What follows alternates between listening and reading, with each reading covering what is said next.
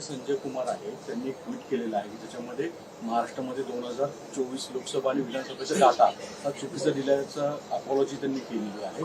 याच डाटावर राहुल गांधींनी आरोप केले गेले होते असं म्हटलं गेलं। ही खरी गोष्ट आहे की सीएसडीएसनी जो डेटा दिला होता आणि ज्या डेटावर आधारित इलेक्शन कमिशनवर राहुल गांधींनी आरोप केले होते आणि आमच्याही लेजिटिमेटली निवडून आलेल्या सरकारला आरोपीच्या पिंजऱ्यात उभं केलं होतं।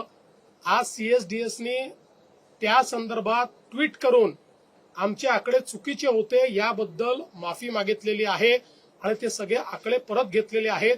आता प्रश्न एवढाच आहे की त्याच्यावर आकांड तांडव करणारे राहुल गांधी माफी मागतील का?